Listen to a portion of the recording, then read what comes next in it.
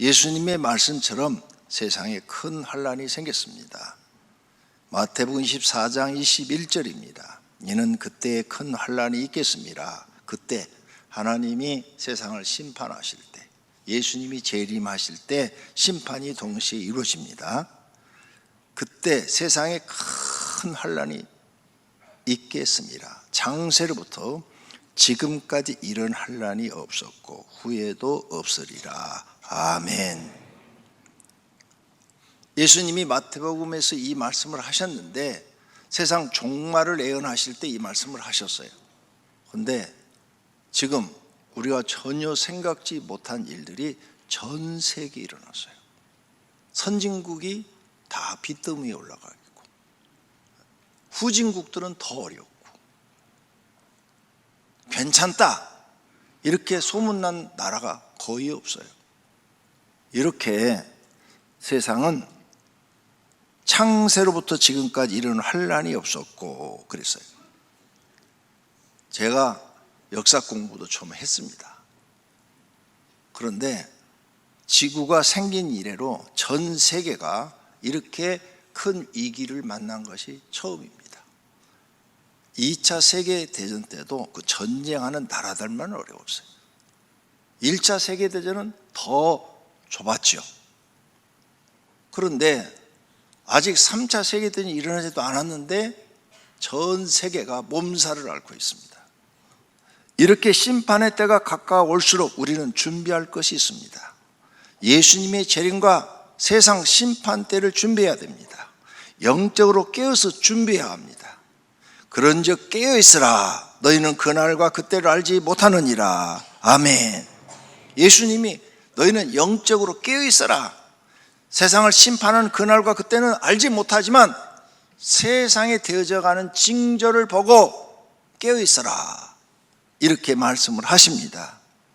마태복음 25장이 예수님의 재림과 심판장입니다. 근데 거기에 보니까 첫 번째 비유가 10처녀의 비유인데 그 10처녀의 비유 중에서 5처녀는 기름을 준비해서 신랑이 오실 때 준비를 해서 신랑 맞이를 합니다. 그런데 미련한 5처녀는 기름 준비를 안 해서 신랑 맞을 준비를 못합니다. 이렇게 너희는 깨어있으라는 거예요. 언제 예수님이 오실지 모르니까 지혜로운 자가 돼서 준비하고 있으라는 겁니다. 두 번째 비유가 달란트 비유입니다. 그런데 게으른 종은 한 달란트 받았는데 일을 하지 않고 그대로 묻어뒀다가 주인이 올 때 그대로 드렸어요. 그랬더니 너는 악하고 게으른 종이다. 슬피 울며 이를 갈미으리라 했고 2달란트 받은 종은 열심히 일을 해서 2달란트를 남겨놨어요. 그랬더니 너는 적은 일에 충성한 종이라 말씀하면서 나와 함께 즐거움에 참여하리라 하면서 천국에 들어가는 것을 허락하십니다. 세 번째 비유가 양과 염소의 비유인데 이 염소의 무리 사람들 다 하나님 믿는 사람들이에요. 그런데 너는 내가 가난할 때 도와주지 않았고 배고플 때 먹을 것도 안 줬고 내가 옷이 없을 때 옷도 안 줬고 감옥에 갔을 때 찾아보지도 않았고 모른 척했다 하면서 너희는 슬피 울며 이를 가리라 그래요. 그런데 양의 무리한테는 너희는 내가 배고플 때 먹을 걸 주었고 내가 옷을 입지 못할 때 옷을 주었고 내가 감옥에 있을 때 찾아와 주었고 그러므로 너희들은 하나님 나라에 들어와라 그래. 그래서 양의 무리에 속한 사람들은 구원을 받는데 심판 때 염소의 무리에 속한 사람들은 교회를 나와도 구원 못 받습니다. 이렇게 예수님이 아주 상세히 마태복음 24장과 25장에서 세상의 종말과 구원받을 사람과 구원받지 못할 사람을 말씀하고 있습니다. 그러므로 이웃사랑을 실천하면서 준비해야 합니다. 세상의 징조를 보고 준비하라고 말씀합니다. 누가복음 21장에 그들이 물어 이르되 선생님이여 그러면 어느 때 이런 징조가 있겠사오며 어느 때 이런 세상 종말의 징조가 있겠습니까? 이런 일이 일어나라고 할 때 무슨 징조가 있사오리까 하고 질문하니까 예수님이 11절에 대답을 합니다. 곳곳에 큰 지진과 기근과 전염병이 있겠고 또 무서운 일과 하늘로부터 큰 징조들이 있으리라. 아멘. 지금이요, 지진 때문에 일본 난리 났어요. 필리핀도 난리 났습니다.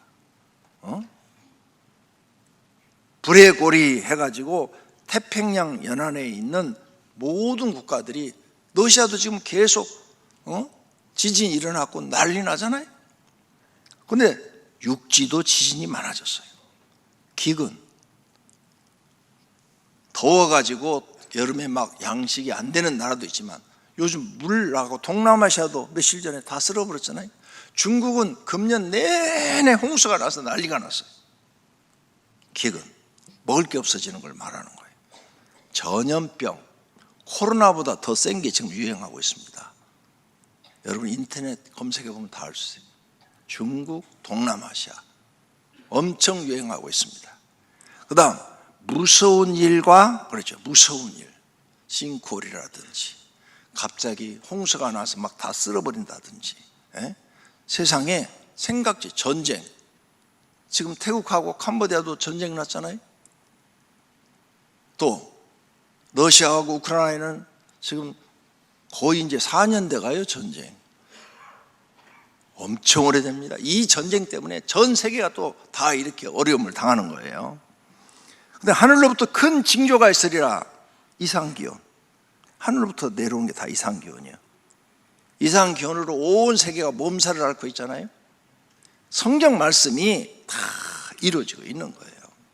현재 이러한 징조가 모두 나타나고 있습니다. 이렇게 하나님 심판 때가 가까이 왔으므로 가족 구원을 힘써야 합니다. 오늘 본문은 고넬로 가정이 구원받는 이야기입니다. 고넬로는 이방인이고 노마의 백부장이고 가정의 가장이에요. 그런데 자기가 이스라엘에 와서 근무를 하면서 이스라엘의 하나님을 알게 됐어요.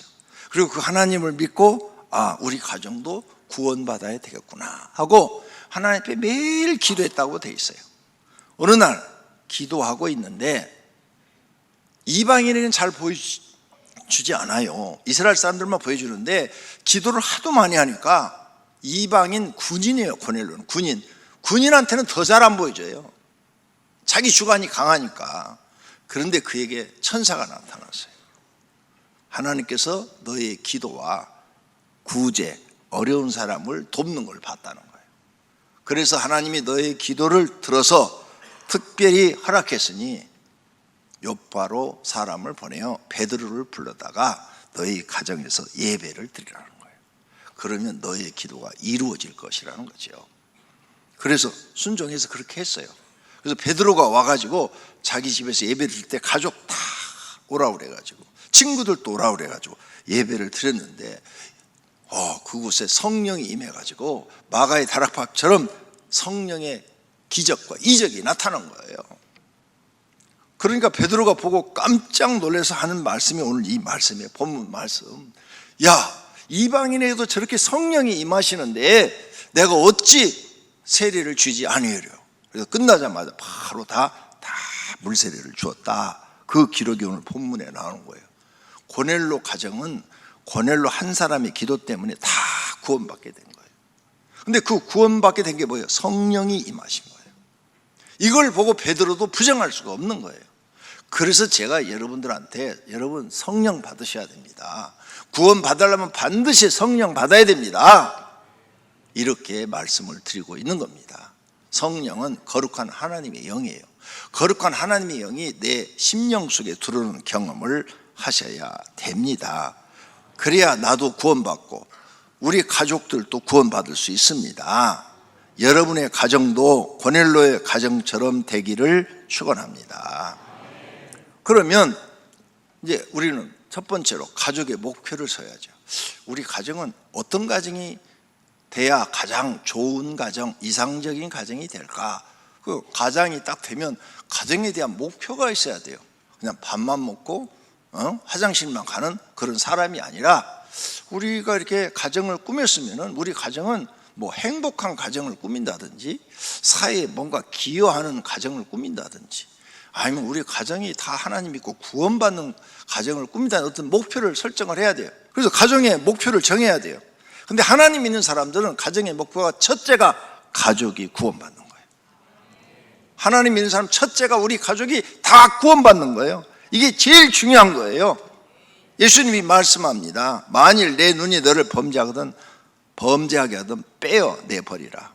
한 눈으로 영생에 들어가는 것이 두 눈을 가지고 지옥불에 던지는 것보다 나으니라. 아멘. 즉 건강한 몸으로 살다가 지옥 가는 것보다 장애를 입어가지고 살다가 하나님 믿고 구원받아 천국 가는 게 더 복 있는 사람이라는 거예요. 그러니까 구원이 건강보다 더 중요하다는 거예요. 또 예수님이 말씀합니다. 사람이 만일 온 천하를 얻고도 자기 목숨을 잃으면 무엇이 유익하리요. 아멘. 여러분이 온 세상을 통일하는 왕이 됐어요. 왕. 근데 왕 되고 그 다음날 죽었어. 무슨 소용이 있어요? 아무 소용이 없다는 거예요. 그와 마찬가지로 네가 세상에서 성공을 했어. 그런데 네가 지옥 간다면 너한테 무슨 유익이 있으리요? 이 말씀이에요. 그걸 지금 비유로 말씀하신 거예요. 네가 세상에서 네 원하는 대로 성공했어 다. 그런데 지옥 가. 그럼 네 성공이 너한테 무슨 유익이냐 이거예요. 그래서 예수님이 예수 믿는 사람은 성공이 중요한 게 아니라 구원받는 게 더 중요한 거예요. 여러분 가족이 구원받는 게 중요해요. 나는 구원받아 가는데 내 처자식은 지옥 간다면 성공했으면 뭐예요? 그것도 아주 세상에 가장 불행한 일이죠.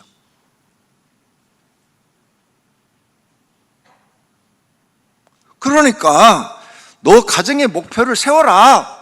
첫째가 뭐냐? 내 가족이 구원받는 거다. 할렐루야. 두 번째 가족의 목표는 가족이 건강한 거다.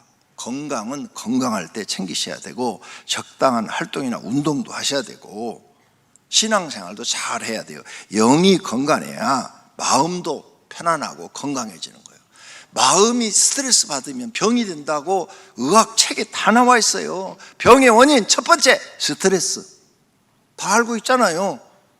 그런데 왜 자꾸 내 영혼이 편안을 잃어버리면 사소한 일도 다 스트레스가 돼서 병이 되는 거예요. 그러니까 내 영혼이 건강하면 스트레스가 와도 다 기도하고 잊어버리는 거예요. 하나님께 다 맡기고 편안한 거예요. 제가 이 나이가 돼도 이렇게 건강하잖아요. 예? 72이에요. 내년에 73이에요. 왜? 마음이 편하니까. 그리고 내 영혼이 항상 하나님과 관계가 유지돼서 행복하니까 병이 안 생기는 거예요.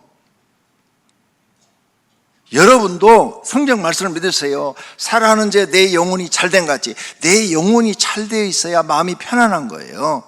범사가 잘 되고 강건하기를 내가 간구하노라. 할렐루야. 난 성경 말씀을 믿어요. 그래서 우리 교인들은 제가 보니까요, 교회 우리 교회 오래 나오신 분들은 다 마음이 편해요. 왜? 말씀을 하도 배워가지고 성경 말씀을 많이 알고 계셔서 그냥 가난하든 부하든 뭐 중산층으로 살든 하나님께 다 맡기고 사시는 분이 많아요. 그러니까 새벽기도 우리 교회는 이 본당에서 드려요.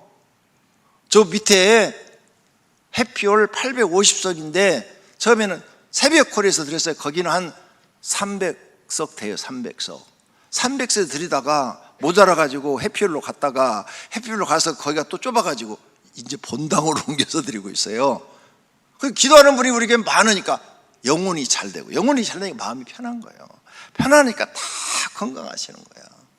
그래서 우리 교회 20년 이상 나오신 분들은 안 돌아가셔요. 너무 오래 사셔.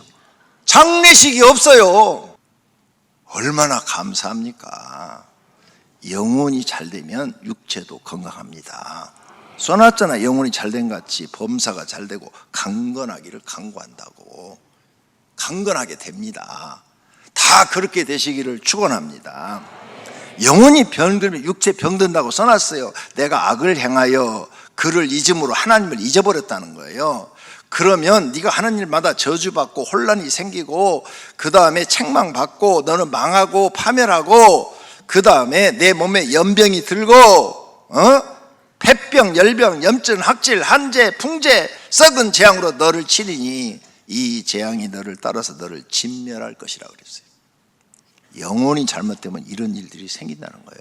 육체도 병이 든다는 거예요. 꼭 기억하시고 여러분 영혼을 잘 되도록 신앙생활 잘 하시기를 바랍니다. 그 다음 가정의 목표.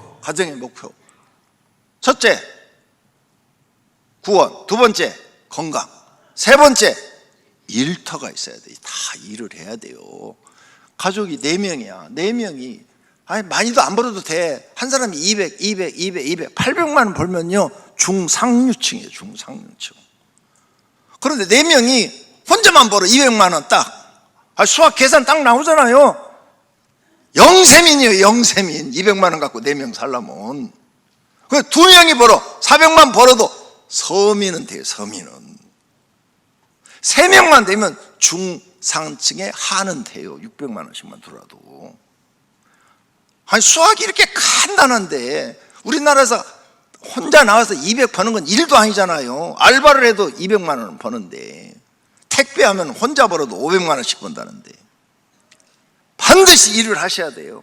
왜 일을 안 하냐? 게을러서. 나 일하니까 허리 아파. 허리 안 아픈 사람 누가 있어? 일하고. 나도 이렇게 건강한데 영웅도 집에 가가지고 가서 좀 꿈찔꿈찔하고 뭐 쓰레기도 버리고 막 땅도 좀 이렇게 하고 뭐 꽃도 심고 그러면 막 허리가 끊어지려고 그래요. 그러면 허리를 쫙 펴고 막 운동을 하고 이렇게 하고 일을 해요. 다 아파요. 일하면 다 아파. 그걸 참고 다 일하고 사시는 거예요. 여기 계신 분들도. 또 나이 먹으면 안 아픈 사람이 어디 있어요? 다 아파요. 그래도 일을 해야 수입이라는 게 들어오니까 부지런하게 살려고 노력하는 거예요. 가족이 다 일꾼이 되세요. 부지런해야 돼요. 할렐루야. 말세일수록 부지런해야 먹고 삽니다. 일 안 하려고 하는 사람은 성경에 뭐라는 줄 알아요? 일하게 하는 사람은 먹지도 말라고 써놨어요. 근데 일 안 하고서 잡수시는 분은 성경 위반. 일하고 잡수시는 분은 성경대로 사는 거예요. 그래야 여러분 가정이 길이 열려요. 가서 힘들어도 하세요. 다 아파요. 일하고 안 아픈 사람이 세상에 어디 있어요. 목회하세요. 그럼 목회. 어떤 사람이 나한테 그러더라고. 이거 목사님들은 너무 편하고 좋을 것 같아요. 그러더라고. 해봐요. 편한가. 죽을 맛이지. 가족의 목표 3가지. 구원받는 것. 두 번째, 건강한 것. 다 일하자. 우리 놀지 말자. 무슨 일이든 하자. 그래서 100만 원, 200원씩 그게 모아지면 살기가 좋아지는 거예요. 성경은 거짓말을 안 해요. 사실만은 기록해 놓은 줄로 믿습니다. 두 번째, 이제 여러분의 가족을 어떻게 하면 행복하게 할까? 세우세요. 서로 돕는 거. 아담한테 하를 만들어줄 때 가족은 서로 돕는 거예요. 그래서 둘이 살아도 돕는 것부터 시작하는 거예요. 여보, 내가 뭘 도와줄까? 예, 저도 당신 뭘 도와드릴까요? 그래서 도와달라면 얼른 도와주고. 자녀들을 낳으면 부모는 자녀 돕잖아요. 학교 다 보내주고 장가까지 보내주잖아요. 애들도 어려서부터 엄마 아빠 돕는 거, 이걸 가르쳐야 돼요. 돕는 거. 그럼 이 가족이요, 가난해도 행복해요. 왜? 서로 상대방을 배려해주고 챙겨주니까. 이런 가정을 만들면 성경이 가르친 대로 하면 여러분 불행한 사람 한 명도 없어요. 근데 이걸 안 해. 다 개인주의야. 이기적이야. 자기밖에 몰라. 남편은 남편대로, 아내는 아내대로, 애들은 애대로. 돈이 아무리 많아도요, 그 집은 불행한 집이에요. 성질 내지 않는 거. 성질은 바깥에서 나고 집에서는 안 내야 되는데 반대야. 바깥에서는 아무리 힘들어도 꾹 참고 말도 못하고 그냥 위에서 막 욕을 해도 그냥 이게 참고는 집에서 그 화풀이를 다 하네. 그 집안이 그냥 엉망이 돼버려. 반대로 살고 계시는 거예요. 여러분에게 제일 소중한 것은 여러분 가족이지 회사 아니에요. 아니, 생각을 잘못하고 계신 거야. 아무리 바깥에서 힘들고 어려웠어도 집에 와서는 성질 내거나 짜증 부리면 안 돼요. 왜? 여러분 돈 버는 이유가 뭡니까? 여러분 처자식 먹이 살리라고 돈 버는 거 아니에요? 부인들 나가서 돈 벌어요. 왜? 남편하고 자식들 잘 먹이려고 돈 버는 거 아니에요. 근데 왜 집에 와서 짜증 부려? 왜 집에 와서 성질 부리냐고요? 아주 인생 이 철학이 잘못됐어요. 절대 성질 안 내겠다. 분노와 다툼이 없이 살아야 된다. 그 다음 가정을 행복하게 하려면 주신 대로 살아야 돼요. 아무리 노력해도 돈이 안 들어오는 집이 있어요. 몸이 약하다든지 다른 사람 300 버는데 나는 100만 원밖에 못 벌어요. 몸이 다 망가져서 100만 원 벌기도 힘들어. 그런데 300, 500 버는 사람을 쳐다보면서 헬렐레 안 돼요. 어림도 없어요. 죽을 때까지 해도 안 돼요. 그러면 100만 원 갖고 행복하게 사는 방법을 찾아야 돼요. 이게 현실적인 거예요. 주신 대로 사는 것, 주신 대로. 비천한 가운데서 하나님이 날 기억해 주신 것 감사하고, 모든 육체에 먹을 걸 주신 이에게 감사하고. 동물들 보세요. 동물들마다 산속에서 먹을 게 다 다르잖아요. 비 오는 날은 먹지도 못해. 하루 종일 쩔쩔 굶어야 돼요. 근데 동물들이 막 승질내고 막 그럽니까? 안 그렇잖아요. 쩔쩔 굶어도 동물들은 가만히 있어요. 주시는 대로 사는 거예요. 동물들은. 그거 배우세요. 그 다음 네 번째, 범사에 감사하는 거예요. 범사에 감사하라. 이것이 그리스도 안에서 너희를 향하신 하나님의 뜻이래요. 그러니까 범사는 모든 일, 가난해도 감사, 부해도 감사, 일이 많아도 감사, 적어도 감사. 잊지 마시기를 바랍니다. 할렐루야. 세 번째, 그러면 오늘 가족 구원이 주제예요. 가족 구원 받으려면 어떻게 하느냐? 가족의 이름을 부르며 간절히 기도해야 돼요. 자신이 바르게 신앙생활 하면서, 내가 악하게 살면서 가족 구원을 기도하면 하나님이 안 들어요. 근데 내가 고넬료처럼 바르게 딱 살면서 기도하면 하나님이 들으시고 그 소원을 이루어 주실 줄로 믿습니다. 성령님이 임할 줄로 믿습니다. 기적이 일어날 줄로 믿습니다. 그 다음 가족에게 자신의 선한 이미지를 보여야 돼요. 내가 교회 다니는데 악한 모습을 보이고 여보 교회 가자, 누가 나오겠어요? 착한 모습, 선한 모습만 보여주고 내가 죽고 자아가 죽고 본이 되는 삶을 딱 보이면서 교회 가자, 그래요. 결론, 가족 구원은 제일 중요합니다. 가족이 모두 구원받아 같이 들림받은 가정은 최고의 복을 받은 것입니다. 이런 일이 생기도록 깨어 기도해야 됩니다. 이러므로 너희는 장차 올 이 모든 일을 능히 피하고 인자 앞에 서도록 항상 기도하며 깨어 있으라 하시니라. 아멘. 영적으로 깨어 있는 일은 말씀대로 살면서 기도하는 생활입니다. 마음만 먹으면 할 수 있습니다. 자신이 마음을 비우고 회개하고 새롭게 사시면 됩니다. 어제까지 악을 행했어도 오늘부터 새롭게 사시면 돼요. 에스겔서 18장에 말씀합니다. 그러나 악인이 만일 그가 행한 모든 죄에서 돌이켜 떠나 내 모든 율례, 하나님이 가르쳐주는 모든 말씀을 지키고 정의와 공의를 행하면, 정의, 바르게 살고 공의, 공정하고 공평하게 행하면 반드시 살고 죽지 아니할 것이라. 그 범죄한 것이, 어제까지 범죄한 것을 하나님이 기억되지 아니하리니 그가 행한 정의와 공의로 살리라. 할렐루야. 모든 성도 가족이 구원받아 들림받기를 축원합니다.